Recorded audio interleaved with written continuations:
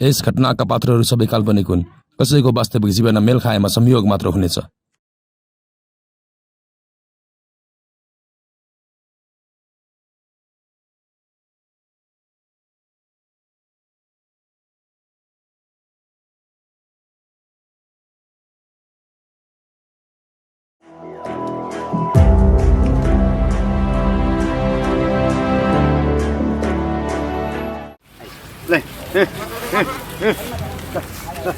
दसैँ आयो है गाउँले हो। ल ल श्री कृष्ण गोविन्द हरे मुरारे। हाने मानलाई के गर्दैछौ? आलुको बोटा मल पेन छ, यहाँ मल हाल्दैछु नि। हे माललाई पनि मुख धोइरहेको देखिरहेको छु मैले। आलुमा मल हाल्नु बारे मजाक गर्नुहुन्छ तपाईँ पनि। देखिनेस् तेरा गुच्चा जत्र आले मुख धुँदा धुँदै के गरिरहेको भने सोध्छ बा। नरिसाउनु माललाई, तपाईँ किन रिसाउनु भयो बिहे कारण? आफू त बिहान बिहानै खसी किनेर ल्याएर हेर्नुहोस् न। दसैँ तिहार लाग्यो हजुरलाई थाहा छैन? ए तेरिको तपाईँको अब के दसैँ तिहार पनि गुन्द्रुक ढिउँडो खाइरहनु सधैँ तपाईँ। दसैँ तिहार लाग्यो थाहा छैन? अब त जानियो खसीमा ज्याम ज्याम खानियो। बोकाले खसी डोडाको एकदम स्वाद छ। होइन बिहान बिहान के को गल्फती हो यो? ओहो रामबाबु आउनु भएको रहेछ। रामबाबु आउनुहोस् न चिया पिएर। कहाँ भाउजू भर्खरै त खसी किनेर ल्याएको। अझै चाहिँ घर गएर श्रीमतीलाई छोरोलाई बजार लिएर गएर अझै कपडा हालिदिने। अब खसी त लिएर जानु पर्यो, बल्ल ल्याइयो नि। जा जा जा खुरुक्का को खसी को मान्छे नचिने जाने फेरि जब यत्रो जब खसी किनेर ल्याएर यमराजको राङै किनेर ल्याएर त ढाकिदिन्छ बा। हे माललाई झ्याप्प लाएर रिसाइ चाहिँ नहाल्नु न। बरु म तपाईँलाई भोलि चाहिँ नि एक कचेर मासु दिउँला क्या, आउनुहोस् न है। यसलाई मात्र लाएर छ दसैँ। ल ल जा जा जा।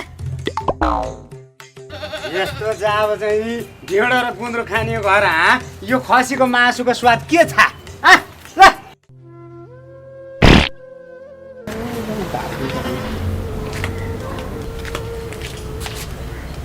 ल सानिस्तारे त चाहिँ के ठिङ्गो उभिएर बसिरहने च्याले यहाँ।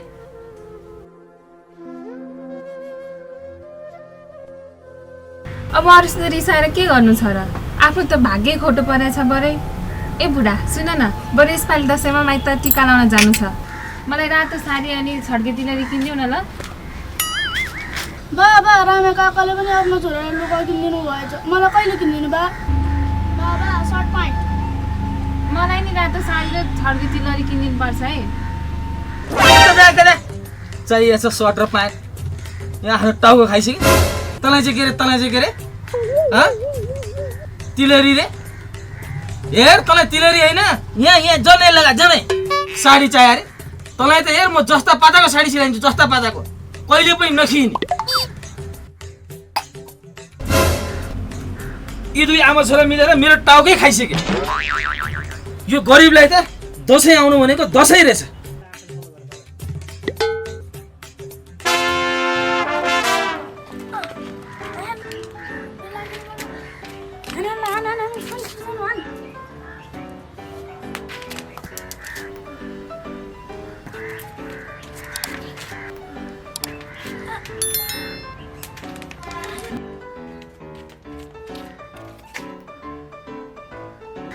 दसैँ आयो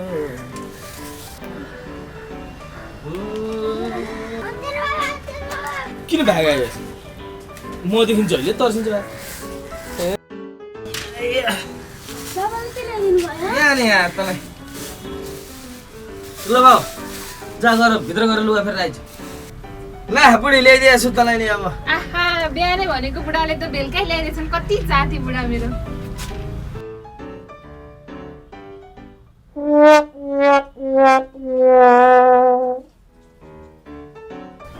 ल ल हेर त्यहाँ खुसीले गदगद भयो कि केही बोल्न नसके कि के खुसी हुनु नि? जहाँ यत्रो रुमाल ल्याएर दसैँ टार्न खोजेको झन् बुढाले रातो साडी तिलरी ल्याइदिए भनेको त यत्रो जाबो रुमाल ल्याएर यो तिम्रो खानु तिमी राख। झन् पर्सि चाहिँ नि तेरै माइत चाहिँ टिका लाउन जाँदाखेरि चाहिँ उहाँ निधाएर टिका नअडेला भनेर चाहिँ उहाँ थिच्नलाई रुमाल किनेर ल्याइ। यो त माथि र बढी हुँदो रहेछ यो पुलपिल्या केही होइन। यसलाई यो भने कुरा पुरा गरिदिएर पुलपिल्या हो। हेर हेर यहाँ फ्यालेर हिँडेकी यसलाई बुवा के किन्दै हो आहा हेर हेर मेरो छोरालाई कस्तो सुहाएको यो यो त भन्नुभयो 2-3 वर्षलाई किन्नै नपर्ने आहा बा के किन्दै हो अझ यो भन्दा लामो पाइएन ल आजकलका बुढाहरू के बगाउ दसैँमा यस्तो राम्रो लुगा लिएर आइदिए चाहिँ उहाँ बढी हुने यसलाई के होइन पुलपिले आउने यी आमा छोरी दुईजना पुलपिले खाने ए यहाँ यस्तो यहाँ 150 हालेर किनेर ल्याएको आफै लगाइन्छ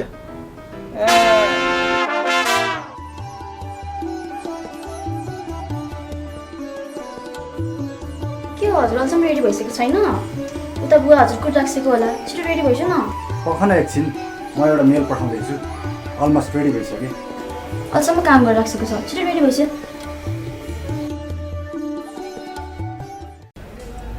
ए बुढी त्यो राम्रोसित तालजा मार है त्यहाँ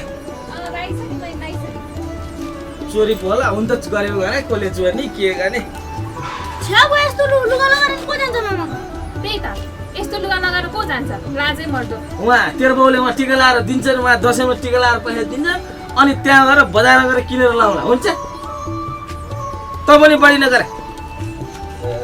जान हतार भइसक्यो उहाँ गाडी चढ्न ढिला भइसक्यो कसरी बोकिस् इ बोक्या छ फेरि उहाँ तेरो बाउले उहाँ कोसेली ल्याएर भनेर उहाँ सन्केर केही रहँदैन उहाँ मामा गएर मजासँग चाहिँ मासु भात खानुपर्छ बुझिस् ए बुढी आइज छिटो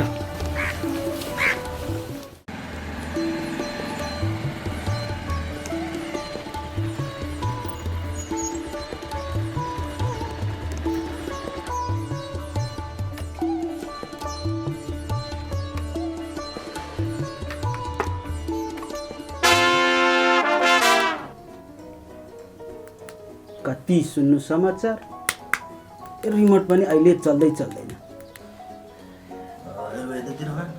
ओहो सरुवा ओहो नमस्कार है के आरामै हुनुहुन्छ नमस्कार आइज आइज ढोकरी बुवा नाति आएछ छोरी आएछ ल यता आउनुहोस् यता बस्नुहोस् आरामै हुनुहुन्छ बुवा मलाई एकदमै बेसै छ बा अनि तँलाई राम राम राम कस्तो दुब्लाई छेस् तँ पनि हेर त ओहो यो नाति केटो कस्तो दुब्लाई छ कस्तो ख्याउटे भएछ ज्वाइँले टन्न पेटभरि खाना पनि दिँदैनन् कि क्या हो हुन त घर खाना टन्नलाई हुनु पर्यो नि कहाँ हुनु ससुरे बा तपाईँको छोरी त साह्रै धर्माथि जहिले व्रत मात्रै बसिरहन्छ त्यही भएर यति बाँकी अनि ज्वाइँ तास कतिको खेलिन्छ गाउँ कतिको डुलिन्छ अब जागिरको विषयमा सोधौँ भने जागिर भए पो सोधौँ आफ्नो त यस्तै चलिरहेको ससुरे बा अनि तपाईँको कस्तो चल्दैछ त अनि त्यहाँ रामपारीकोमा गएर दिने गरिरहेको छैन आजकल अनि त्यो नरिया बुढलाई चाहिँ पदेना जिस्काएको थाहा पाएर राम धुलाइ गरेर पिटेर नि त उहाँ पुरै हल्ला चलेको थियो हाम्रो गाउँतिर अन्त यी बुढा नि के धर्म कर्म गर्ने मान्छे होइन अब के सोध्नु कि कसो छ अरे भाइ बुवा दर्शन बुवा दर्शन ओहो दिजु र भिनाजु पनि आइसकेको रहेछ त नमस्कार दिदीलाई नमस्ते ओहो दिजु नमस्ते नमस्ते दाइ साहब दाइ नमस्ते ज्वाइँ साहब नमस्ते अनि दिजु के छ हालखबर हजुरको ठिकै भनौँ न यस्तै छ अनि के छ तँलाई तेरो पढाइ कस्तो हुँदैछ स्कुल बन्द छ अनलाइन क्लास पढ्न पाएको छैन मोबाइल नभएर अब अरू गन्थन भने गर्दै गरौँला अब टिकाको कार्यक्रम पनि गर्ने बेला भइसक्यो म चाहिँ यसो टिका ठिक पारेर आउँछु है गफ गर्दै गर है त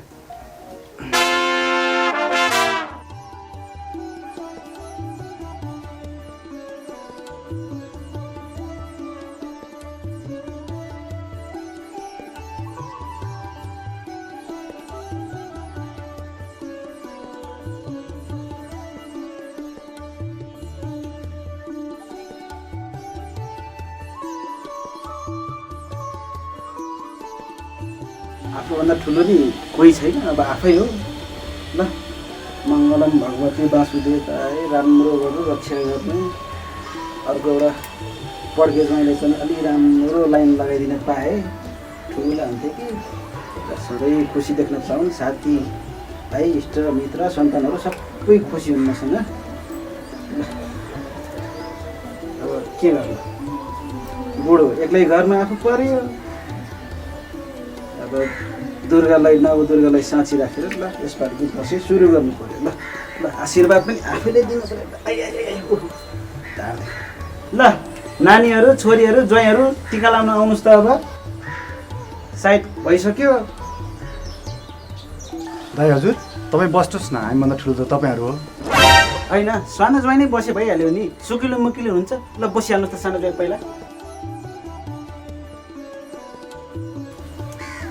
ल यसपालिको दसैँ राम्रोसँग मनाउन पाइयो।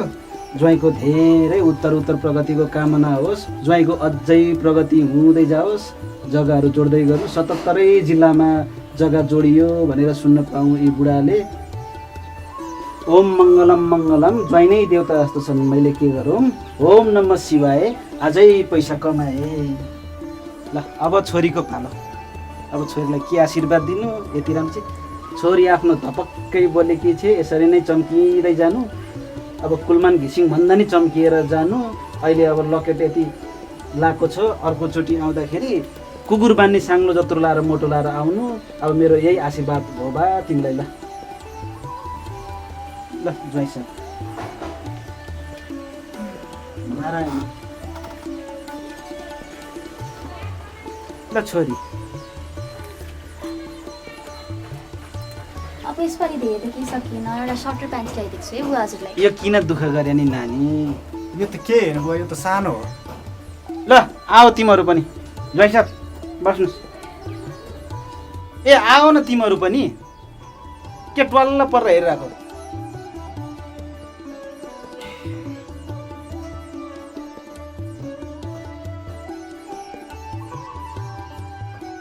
अलि अगाडि आइज।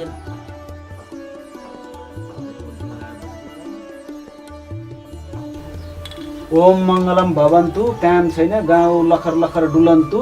छोरी पालन भनेको छोरी पालन जस्तो छैन। ओम नमः शिवाय, अर्कोचोटि ससुराली आउँदा चप्पल लाएर नआए। ओम नमो नमाए, छोरो दुब्लाएर इको जस्तो भइसक्यो, टन्न भात खुवाए।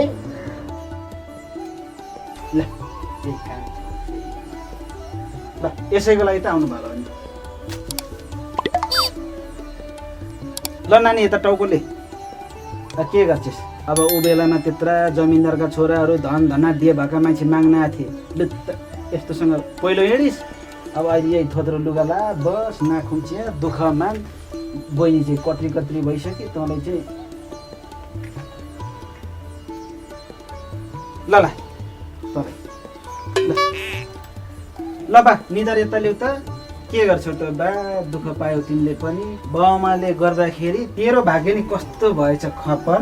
ल राम्रोसँग अब पढ्नु, ठुलो मान्छे बन्नु, यो ज्वाइँ जस्तो नहुनु। अर्का ज्वाइँलाई हेर्थे। ल धेरै पढ्नु है बाबु। ल ल पख ल मेरो नाति दक्षिणा। ल हस्। ल बा धेरै त सकिनँ, यही छलिनु। ल अब के छ यही त हो नि। हजुरबा मलाई खसीको कान। ए राखिदिएको छु, भित्र राखिदिएको छु। तेरो बाउलाई पनि राखिदिएको छु, खसीको सिङ र खुर। के चाहिँ ल्यायो होला र यसले? 2 गेडो स्याउ, 4 गेडो के यही हो। मैले नि त्यही अनुसार दिएको छु नि। ढाडेको बेला ज्वाइँले दक्षिणा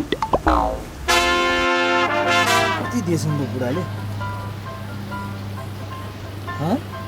आधा दर्जन केरा 50, 2 गेडा स्याउ 25। ल 25 75 रुपियाँ दिएर मरेछ नि। के गर्ने, राख्नै पर्यो। दक्षिणा कति हाल्नु भएछ?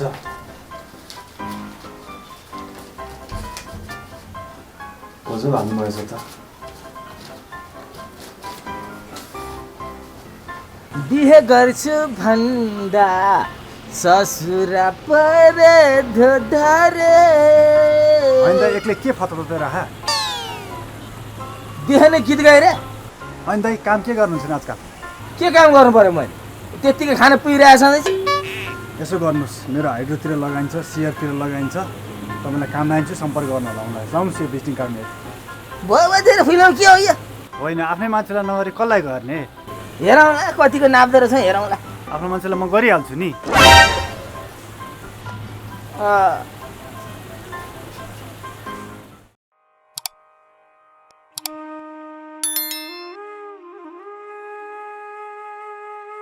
अनि के दिन्छु एउटा कुरा थाहा छ हजुरको ज्वाइँ साहबले त अस्ति भर्खर भक्तपुरमा जग्गा जोडिसकेको दिनदिनै कमाएर महिनामा औँठीहरू हारहरू किनिदिन्छ हेर्छ न अस्ति भर्खर किनिदिइसक्यो यो मलाई अनि मैले भनेको चाहिँ कि भिनाजुको जागिर छैन होइन अनि यसो सोच्दाखेरि अब ज्वाइँ साहबकै अफिसतिर हुन्छ नि गेट पालेको जागिर लगाइदिउँ कि भनेर अब अरूलाई राख्नुभन्दा त आफ्नै भिनाजुलाई राखेर राम्रो पैसा दिउँ कि भनेर सोचेको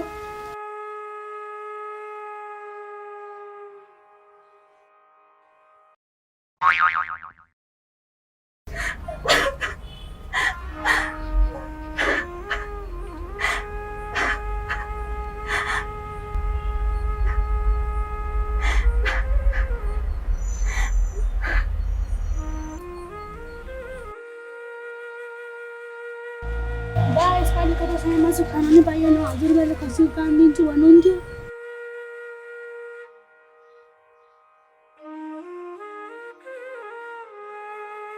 रोएर बसिरहेको हेर यो त ढोका पनि नखोलिकन पो बसिरहेको धेरै कति रोइरहेको हेर बुढी हामी गरिबको लागि दसैँ भनेको त दशा हुँदो रहेछ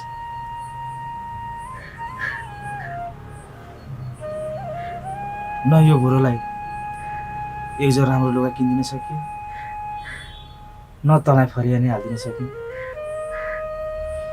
अब कहाँबाट ल्याउने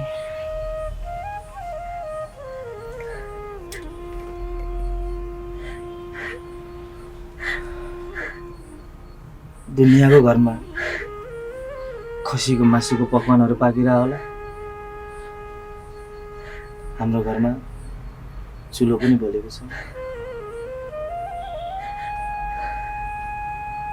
सबैलाई रमाइलो खुसियाली भइरहेको बेलामा हामी यो अभागीलाई चाहिँ कहिले पनि दसैँ नलाग्दो रहेछ बा यसपालिको दसैँमा त यस्तो भयो अर्को सालको दसैँमा चाहिँ मलाई राम्रो सर्टप्यान्ट किनिदिनु ल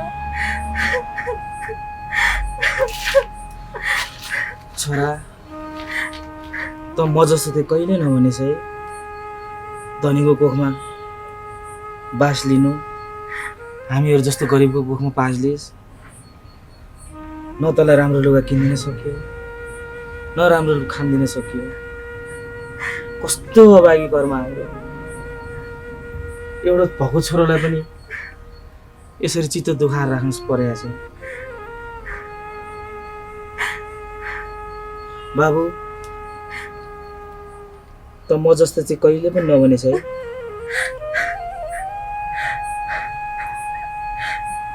भएको त अब धेरै नरौ न हामी दुखी अभागीको कर्ममा यस्तै रहेछ